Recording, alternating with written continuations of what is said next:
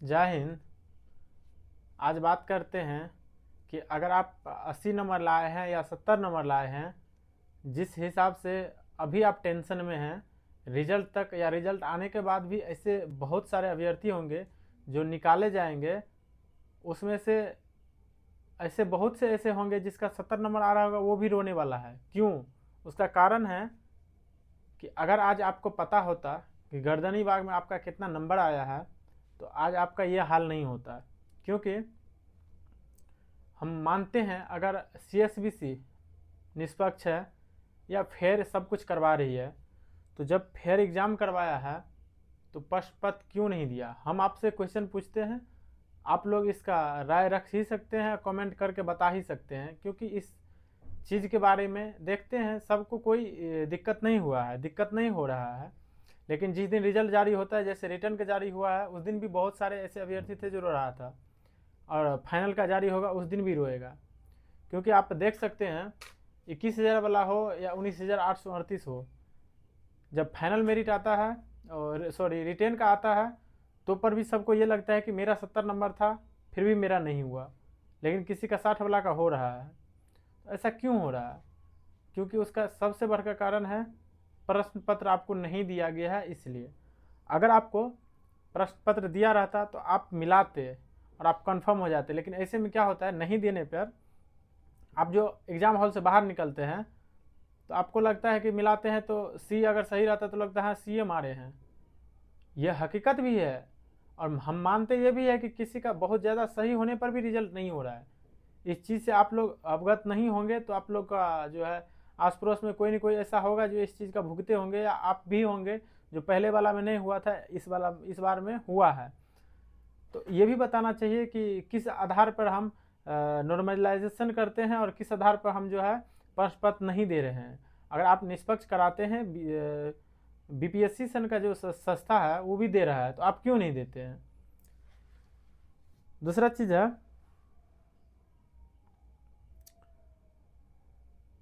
अगर आयोग बहुत ही अच्छा है, हम भी मान रहे हैं, आप भी मानते हैं, सब कुछ सही करवा रहा है, तो गर्दनी बाग में अगर हम लोग रनिंग करने के लिए गए थे, तो गर्दनी बाग में अगर हम रनिंग में 20 नंबर लाए, 30 नंबर लाए या 40 नंबर लाए, आपका अगर कोई एक आध पुलिस वाला बोल दिया तो आप चलिए खुश है, या आपका कोई एक ऐसा जानकार है जो जो बोल दिया कि आपका रनिंग में इतना नंबर, गोला में इतना नंबर, हाई जंप में इतना नंबर आया है, तो आप खुश हो गए। लेकिन उस अभ्यर्थी का क्या होगा जो 1 लाख गए थे?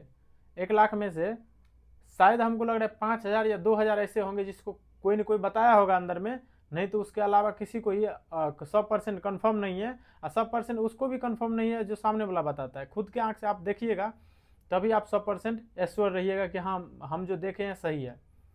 अगर CSBC वहाँ पर, जैसे हम रनिंग में जो नंबर लाए, हाई जंप में जो नंबर लाए, गोला में जो नंबर लाए, वहाँ पे देखने देता कि भाई आप इतना किए हैं, आपके सामने हैं, हम सिग्नेचर करते, ठीक है।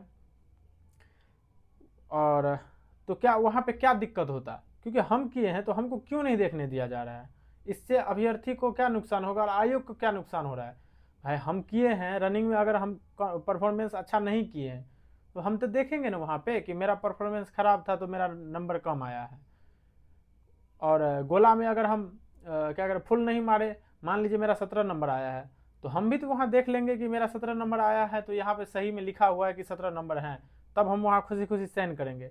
ऐसे में क्या हो रहा है, ठीक है हम 17 नंबर मांग, वहाँ पे गोला फुल फेंक दिए, हाई जंप भी फुल कर लिए, तो क्या गारंटी है कि वहाँ पे कितना कितना नंबर लिखा है? इसका 100% गारंटी कौन देगा कि सही में वहाँ लिखा जा रहा है? क्या वहाँ पे अधिकारी से गलती नहीं हो सकता है? और हम अगर देखते वहाँ पे तो हम सही से उसको बोलते ना सर कि हम 5 फीट मारे हैं तो हमको फुल नंबर मिलना चाहिए। ये चीज़ है। तो आप भी कमेंट कर सकते हैं, क्योंकि देखिए इस चीज़ पे अगर आवाज़ नहीं उठ रहा है, अभी नहीं उठ रहा है, लेकिन रिजल्ट वाले दिन देखिएगा रोने वाला है बहुत सारे अभ्यर्थी। ये हकीकत है। और अगर आप भी अभी रनिंग करके आए हैं ना, 40 नंबर लाए हैं या 50 नंबर लाए हैं, या हाई जंप नहीं किए हैं या कम किए हैं, आपको भी अंदर से तो डर ही रहा ही होगा, क्योंकि आप अपना आँख से नहीं देखे हैं इस चीज़ की वजह से। दूसरा चीज़ है, जब CSBC 1749 का डाटा तैयार किया, ठीक है, अभी जो CSBC 1749 का डाटा तैयार किया उसमें 16 प्लस गलती है, 16-17 अभ्यर्थी का गलत निकल गया। तो आपको कैसे पता चला? PDF था आपके पास रिटेन का, इसलिए पता चला। रिटेन से पहले आपको किसी चीज़ का PDF नहीं था। रिटेन में जो 10 अंक का रोल नंबर दिया गया उसको आप देख करके मान लीजिए कि आपका नाम आया है। अगर मान लीजिए 5 दिन या नॉर्मल सोचिए, अगर आपका PDF में नाम नहीं रहता है तो 2 बार 1 बार 4 बार चेक कीजिएगा, उसके बाद तो नहीं चेक कीजिएगा। लेकिन यहाँ पे 1749 अभ्यर्थी में बहुत सारे अभ्यर्थी ही चेक किया कि भाई इसका गलत है, तो पता चला तो CSBC एक नोटिस जारी किया कि शुद्धि पत्र इसको ऐसे ना ऐसे पढ़ा दिया जाए या पढ़ा जाए। तो CSBC ये तो नहीं बताया कि ये ऐसा क्यों हुआ था, किसने किया था, ये तो बताना ही चाहिए था, नहीं बताया गया।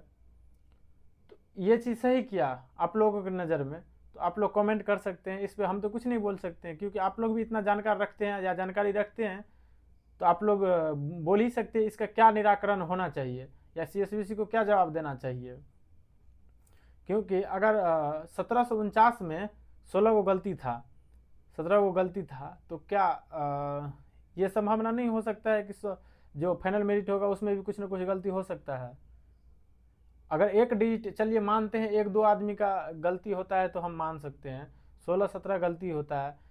ऐसा नहीं हो सकता है कि आप जहां देखें कि PDF में नाम है, क्या करें, रिटेन वाला PDF में आप देख लिए किसी का रिजल्ट आया उसका नाम है, क्या गारंटी है कि वो एग्ज़ाम दिया ही था? ये भी तो हो सकता है नहीं दिया होगा फिर भी उसका PDF में नाम आ गया होगा। ये नहीं हो सकता है क्या? आप लोग ये क्या करें, सोच सकते हैं।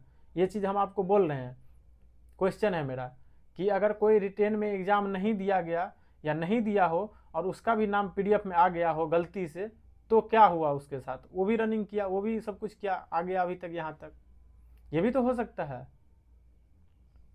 बाकी देखिए एक चीज़ और,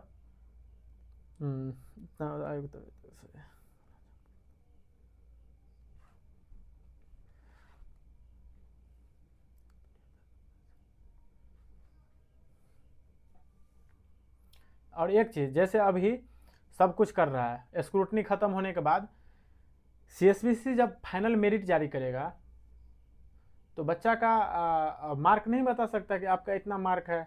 जैसे क्या कर रहा है, BPSC लोड करता है, BPSC अपलोड करता है ना अपना पोर्टल पे कि आप OMR फिल किए तो आपका OMR में ये फिल हुआ है, आपका इतना नंबर आ रहा है, आप मिला लीजिए फाइनल आंसर की से।